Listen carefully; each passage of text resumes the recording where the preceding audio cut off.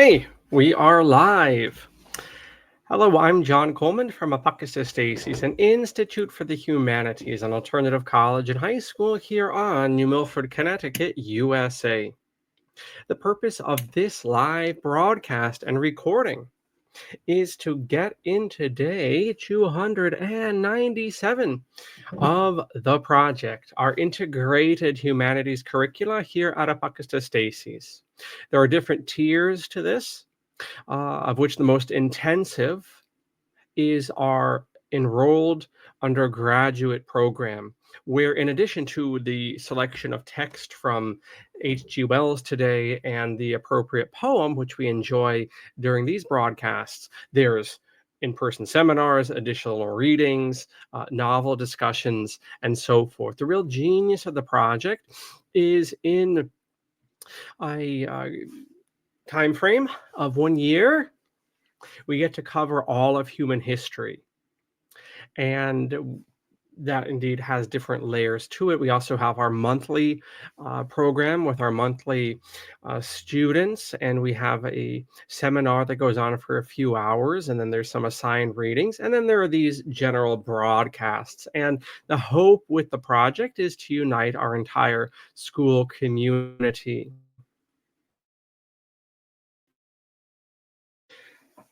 Let's now take a look at our screen share, as we'll have our Apocatastasis announcement, and then we'll get into Powder Keg Europe. Not talking about the gunpowder plot, but rather the situation prior to the First World War. On your screen, you ought to see, and indeed you do, the website of our dear college. And if the tabs wish to cooperate and not play practical jokes on me, practical jokes, I will be able to get back to the tabs that I need. But one thing I bring your attention to in mine is this recording, which lately featured in our newsletter. I hope you're on our newsletter. You can write us and let us know that you're interested, and we'll put you right on the list there. But in any case, on the front of our website here, we have this recording true to the last on collegiality.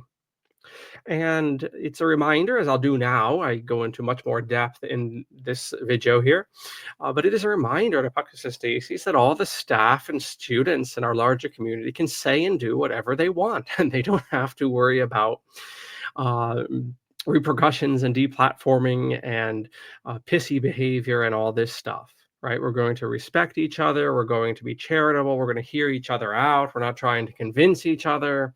It's amazing the freedom we have here at Apocatastasis. And I can tell you, it is ebbing. Freedom of speech, freedom of thought is ebbing left, right, and center, politically, secularly, religiously. It is ebbing out as people are getting more into the little bubbles of ideologies. They have less and less of an ability, and also as their literacy is declining in favor of literacy, the ability to read, but the refusal to. And as people continue to read text messages and signs and nibble away at a bedside book, and as their actual reading horizon shrinks, what you're going to see, and inevitably, is a continuing inability of people to grasp nuance and to see the other person as just that. Right? People who cannot see intellectual nuance will almost always collapse into seeing the opposing position as an enemy. Well, not at Apocatastasis. We welcome all thoughts, all thought patterns, and all denominations of brains that you please. And you can find out much more by watching this video here atop our main page. That's also in the description, besides being on our ticker down below on this recording broadcast. You can see our website there. Also down below is our project website, where you can find out more about this innovative and regular presentation of Western humanities, and indeed all of human history. Powder Keg Europe. We have finished chapter 37 7, which was the 19th century, is a very lengthy chapter. We now move into chapter 38 of The Outline of History by H.G. Wells. You can, again, download that free from the description link, and we hope you can read along with us. And he did a fine job of setting us up in the previous chapters about certain lines of thought which have been in motion for some time, even going back 150 and 200 years. The rise of the nation state, the addiction to technology, particularly mechanical technology, aspects of liberalism, self-determination, and uh, all of these, almost like lines of gunpowder, um, go back and eventually must burn down into an explosion, and that's called the First World War. In the 1990s, here in these United States, before I continue, we must get background music. You didn't think you'd get away without having background music, did you? But in the 1990s, we had a book here in these United States published entitled The Fourth Turning, which has gone through various iterations over the past few decades, and indeed revivals. And we're talking about the gunpowder explosion of the First World War and different lines of fuses coming together, if you want that simile. The Fourth Turning used I suppose, a similarly mechanistic analogy. And it looked primarily at the history of these United States and indeed settlements in America before America existed as the United States, going back even to the 17th century. And you can see these cycles on about 80-year rotations. And if memory serves, those cycles are political, spiritual, military, and economic. That is going off of memory. So there may be some other cycles as well. And the thing is that, well, a few things. One of which is that all of those cycles don't happen ordinarily at the same time. So you may have in fact, by definition in that text, they do not happen at the same time. One succeeds the other. And I forget the specifics, because there wasn't just the cycles, but there were also, if that's the X coordinate, there were also Y dynamics that made it happen in such a way that, the economic crises would precipitate a military crisis, which would precipitate a spiritual crisis. And then it was like a graph, and that's a horrible graph. It was like a graph. And so you had XY axes, but typically they did follow in the order I just listed, but never at the same time. And then in addition to that, different nations are on different cycles as well, all about 70, 80-year cycles. What we see with the First World War, to cut to the chase, is that I shouldn't say almost all, but a lot of those cycles of the different nations hit, especially the military crises, hit pretty much in 1914. Of course, you don't want to get too obsessive about that 70 or 80-year number, which is interesting because that was one of the Psalms this morning in the Liturgy of the Hour, Psalm 89:90. A man's life is 70 years or 80 for those who are strong. And that Psalm, by the way, 78:90, depending on the Septuagint or the Masoretic that you use, that's, of course, the inspiration of the great English hymn, "O God, our help in ages past," if you want a good parsing of Psalm 89:90.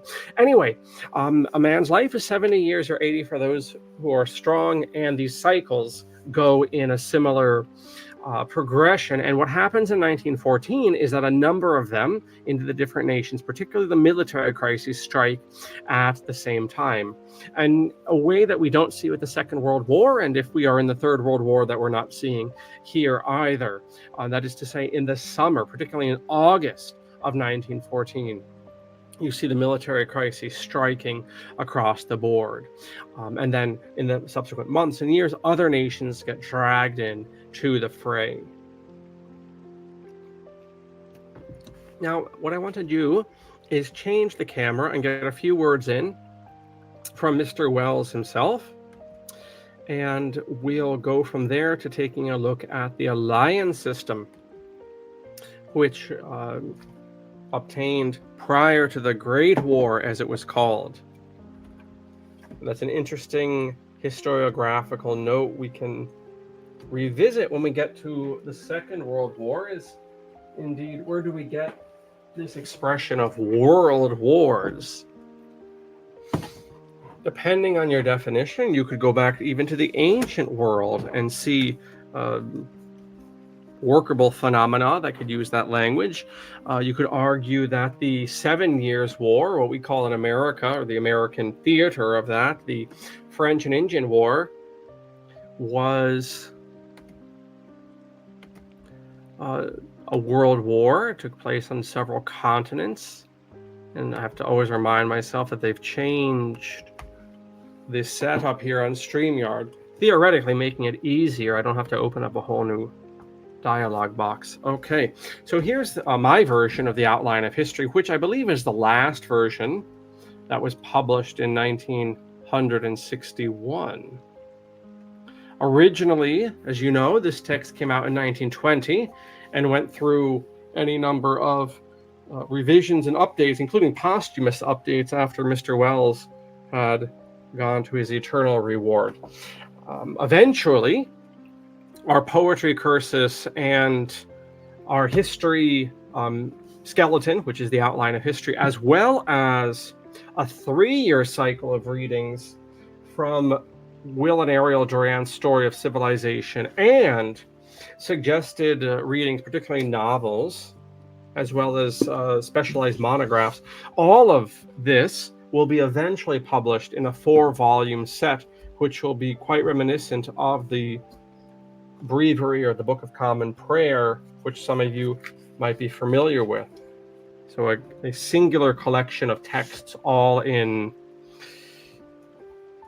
theoretically, one location, or at least 4 locations over the course of a year, 4-volume set. So here we have, in any case, our chapter 38, checking my Roman numerals there, my chapter 38, your chapter 38 of the outline, The Catastrophe of Modern Imperialism.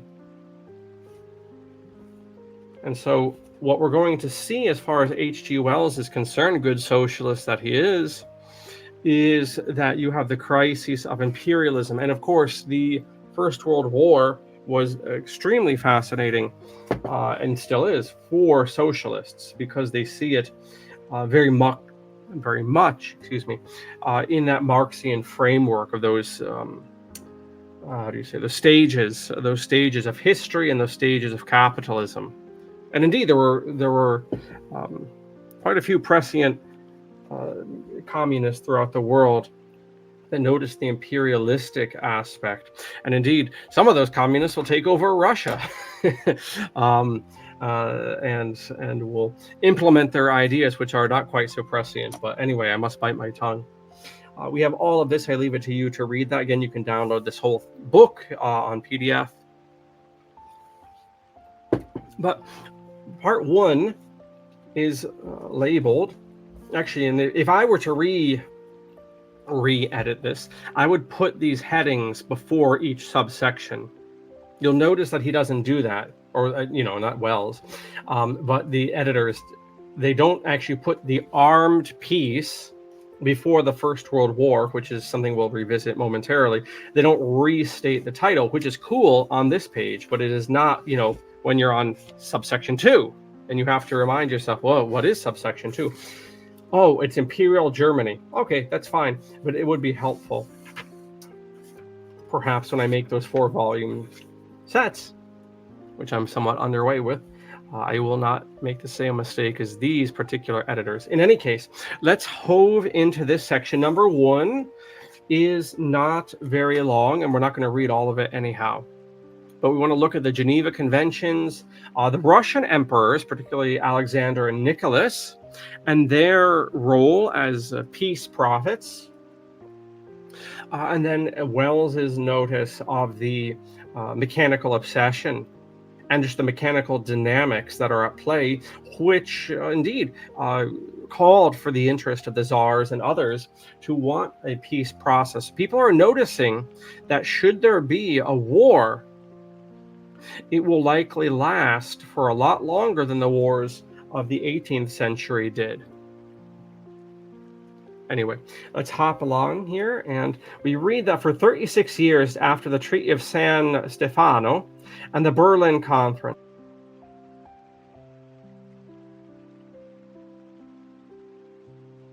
referencing the conclusion of the Franco-Prussian War of 1871, Europe maintained an uneasy peace within its borders. There was no war between any of the leading states during this period. They jostled, browbeat, threatened one another, but they did not come to actual hostilities. Here we go. Please make a note for your notes.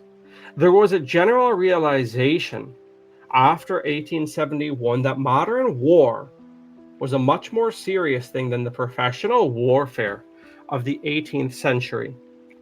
An effort of peoples as a whole, right? So what has changed in the past century, right? The nation state idea. You have to grasp that. Every citizen of a modern liberal nation state is part of the state apparatus.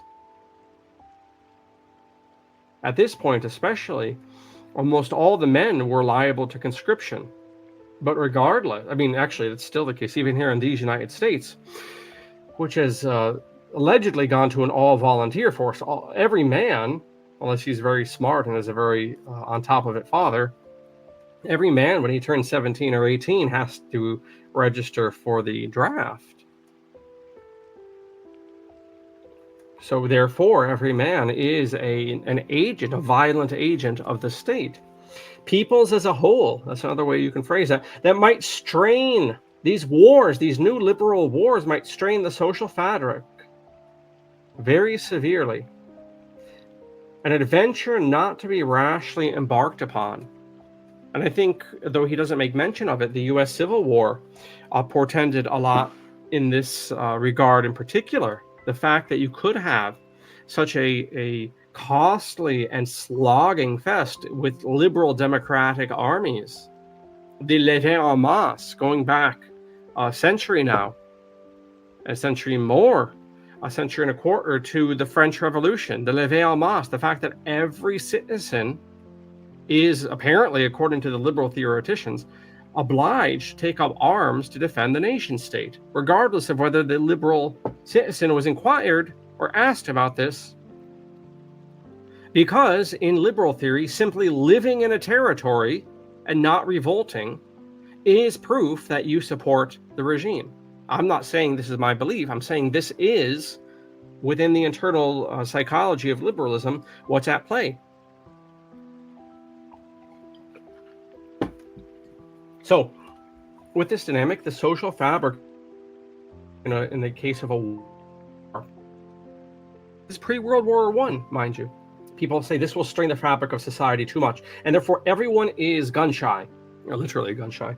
The mechanical, this is Wells again, we've talked a lot about this in the 19th century and 18th century chapters.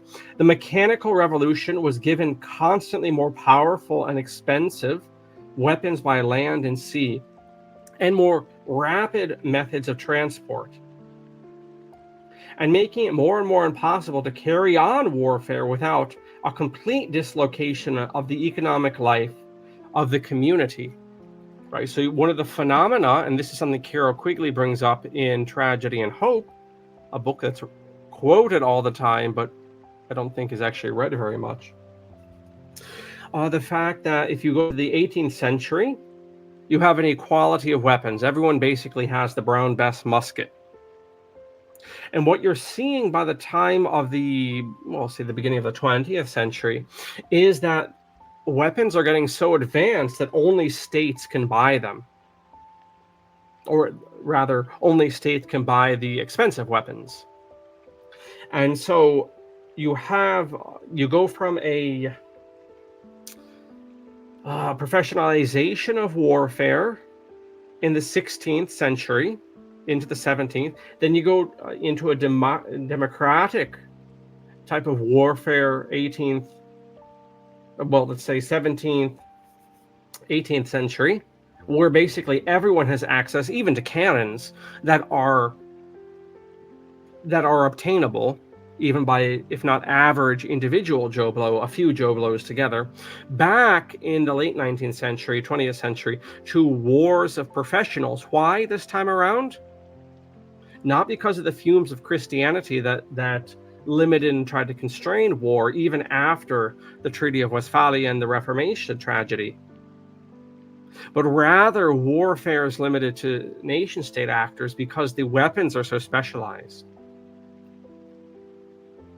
In the past 30 or 40 years, are we back to something of a democratized type of war with the war on terror and so forth? Who knows? That's a very interesting discussion we can have when we get to the late 20th century. By the way, this is, of course, a lot of growing pains.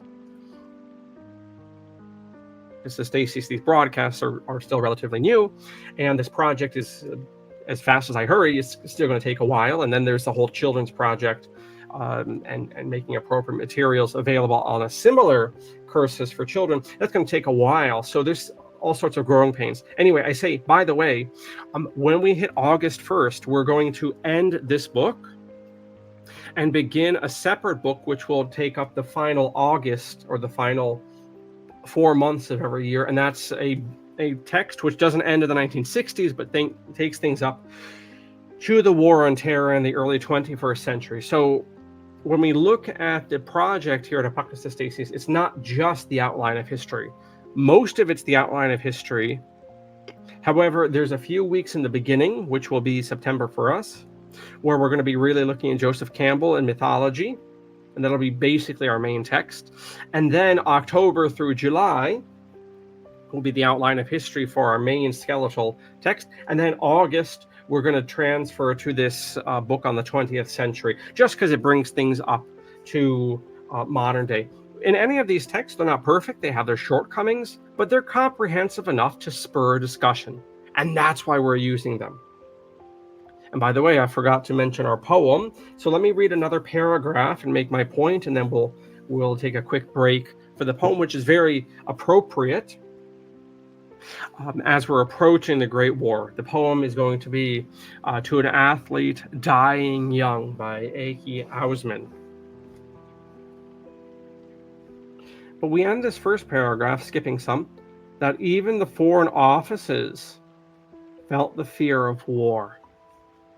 Right, on the account that war is too complicated and too expensive, that if we were ever to engage in a war, especially a multi-state war, it would strain society and economy too much.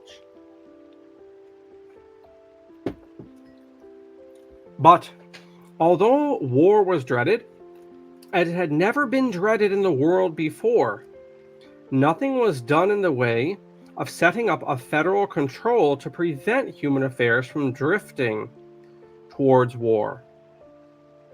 In 1898, it is true, young Tsar Nicholas II issued a rescript inviting the great powers to a conference of states, seeking to make the great idea of universal peace triumph over the elements of trouble and discord. So notice the first mention here of Tsar Nicholas, right? He will be murdered by the Bolshevik criminals in, as we read, 1917. He is a saint of the Orthodox Church. He is a murdered man. Interesting that a murdered man has a history of peace. He's not the only one.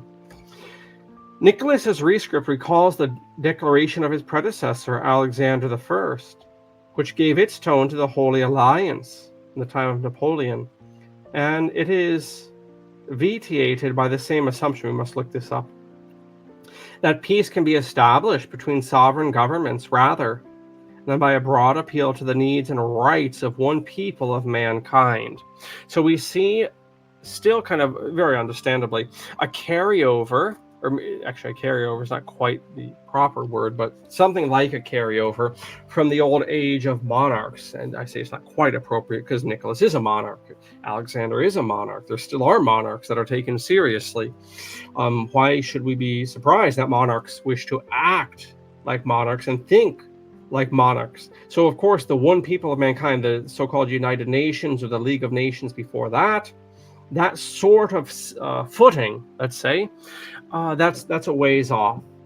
We're still thinking, especially if you're monarchical, you're still thinking in the sense of great powers and of nobility deciding these things.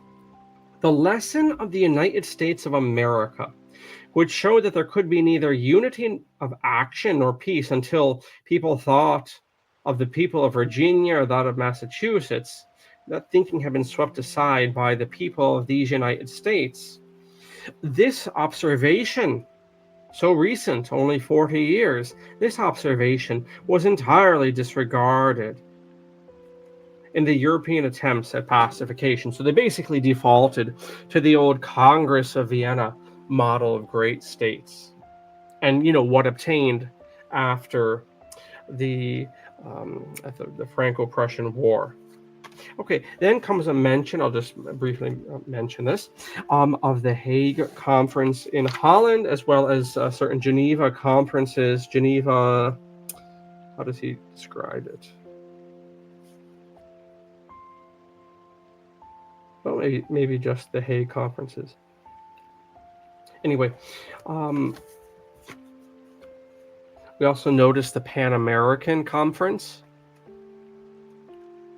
Just a short paragraph. In America, a series of such conferences in 89, 01, and 06 went some way towards the development of a scheme of international arbitration for the whole American continent. And we ought to look into whether this affects South and Central America. Presumably, under the Monroe Doctrine, that would be the case.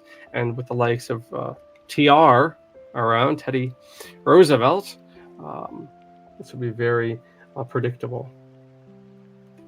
The character and good faith of Nicholas II, who initiated these Hague gatherings, we will not discuss here. He may have thought that time was on the side of Russia, but of the general willingness of the great powers to face the prospect of a merger of sovereign powers, without which permanent peace projects are absurd, there can be no doubt whatever. Now we're getting Wells, the socialist, here. And he'll be joined a generation later by Toynbee. Right, this idea that all of history is tending towards this internationalist, universalist consciousness, of which there is some indication going back to the ancient world. If you were to chart things, I think Toynbee says, look at Abraham. He's Abraham of Ur. He's Abraham from this city. Contrast it with Saul. He's Saul of Tarsus, yeah, but he's also Saul of, how do you say, appello Caesaris. I appeal to Caesar. It took me a second there, forgive me. St. Paul, yeah, he's Paul of Tarsus, just like Abraham is Abraham of Ur, but he's also Paul of the Roman Empire. And you can fast forward that to the Holy Roman Empire, the Caliphate, and then transfer that even in the 19th century to this whole idea of mankind. And if you were someone like Wells, you would see almost proof in the pudding of this increasing consciousness. And without this, not just this consciousness, but also this structure which acknowledges this universal consciousness, it's absurd, as he says, not me. It's absurd to expect there to be success to the likes, however laudable, of the plans of Nicholas and Alexander before him.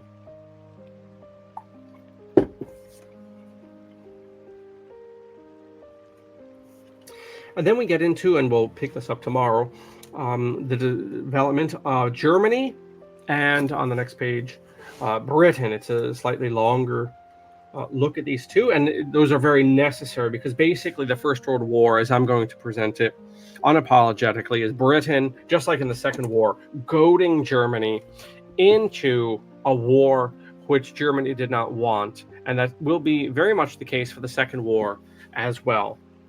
It's not, in fact, like the English-speaking world presented it, Germany goading the English-speaking world, but rather the English-speaking world, and in the case of the First War, Britain, goading, prodding, poking, annoying, so forth, Germany, peaceful Germany, into a war. So we'll look at that, very appropriate.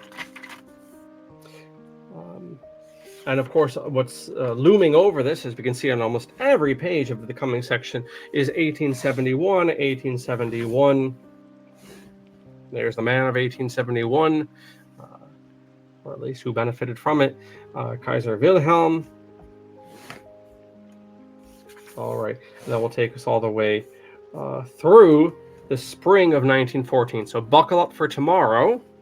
For the remainder of this class, we're going to cut the screen share, and we're going to, first of all, enjoy the poem that I've teased you with, and that is A.H. Ausman's To an Athlete Dying Young.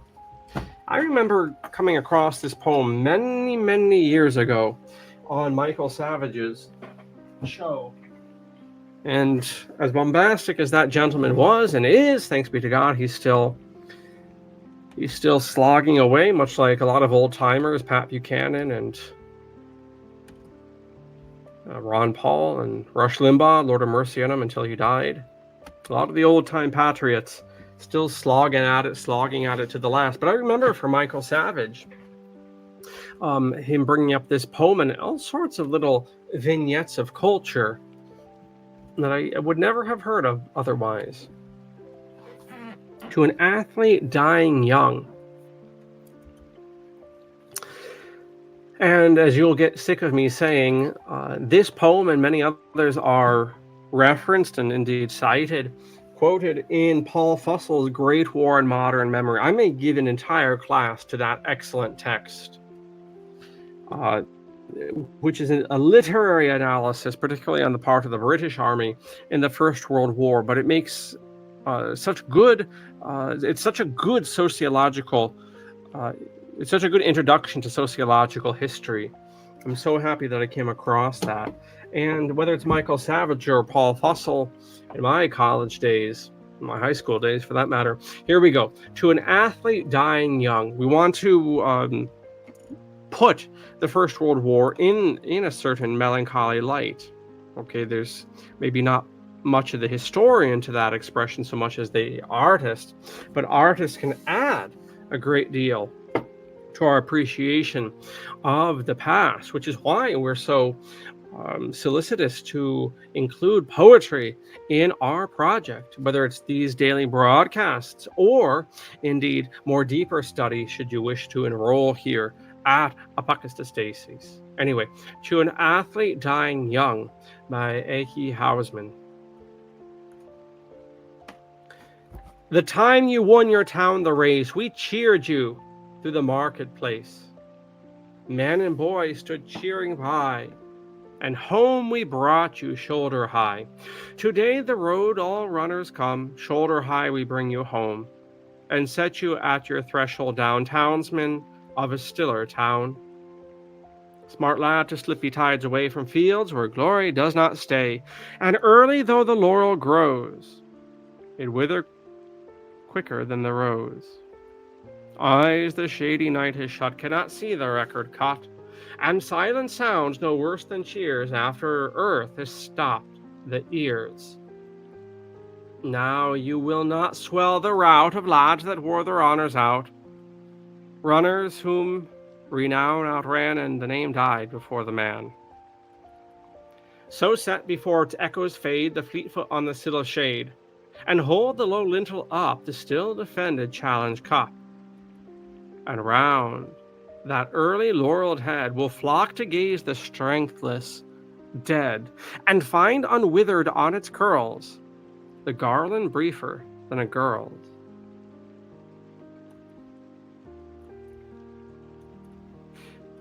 Thus we have To an Athlete Dying Young by A.H. Ausman. You have not been reciting this poem for 20 years, so let me fill you in on a few things, and I leave it to your own study and meditation to fill in some more.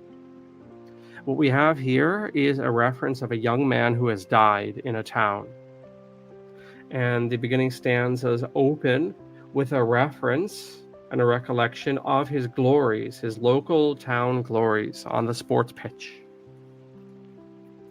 And what's happening actually in present tense is that his coffin is being laid on the entrance of a church for the ministers to welcome it into the church for the Holy Requiem Mass, whatever your version of Christianity, whatever that is, where every flavor has its own funeral service. The point is, the young fella is being brought into the church, and this is sad.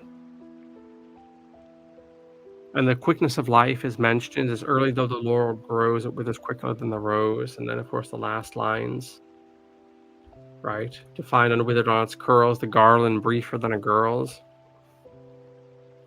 And yet there is, as that song, Only the Good Die Young. Who does that? Billy Joel. Is it Billy Joel? Right. There is also the consciousness or the thanking of God that this young man died in his prime. Right. He will not swell the rout, the herd of lads, of young athletes, almost all the young athletes, right, that wore their honors out. Where are the high school champions of 30 or 40 years ago? They're probably not so championing at life at this hour. There's a line in oh golly, I'm blanking here. What is that? Not The Outsiders. It's one of those 20th century books that all American students read. Holden Caulfield. I'm making a point here about high school athletes. Holden Caulfield. Let's see what comes up here. But the point is, there is in this crotchety book. What's the book? Catcher in the Rye. Yep, Catcher in the Rye. Right. Holden Caulfield, early in the book, or rather, the author Salinger, he mentions that, right? The high school athlete, the college athlete that becomes a used car salesman, an overweight used car salesman. Right. Our subject here in the poem will not swell the rout of lads that wore their honors out. He won't do that. He will never have to suffer that. Of runners whom renown outran, in other words, a more famous runner, a better runner, outdid them. And the name died before the man. However sad this young man's death, he died at the top of his game. Only the good die young. Right. So those are some of the themes here. There's all sorts of analysis. This is a very, very well-known poem at its time and subsequently, to an athlete dying young. But you have, yes, the briefness of life, and yet this very strange consciousness that, oh my goodness, you will die, yet you have died, but you will never have to go through, in a sense, the death that the rest of us living have to go through. So there you go. That's a fine poem, and very, very appropriate to a war that is about to slaughter 20 millions of men. I'm just going to tease this next article. We'll pick up with it tomorrow, if not immediately, certainly in the recording. Once again, the Imperial War Museum comes to our rescue. What we need to know about the pre-First World War alliances. I'm assuming, and more than assuming, that Tsars Alexander and Nicholas and a lot of people who were anxious about peace prior to the First World War were quite aware of the rather complicated web of alliances which obtained. Quite interesting, ironic in a non-funny way, that Nicholas will be the one to concern himself with peace prior to the First War, insofar as it's Russia's desire to support Serbia, and we'll talk about the circumstances later this week, that really causes Germany to mobilize. Europe in 1914 was an armed camp. Its politics dominated by two rival alliances.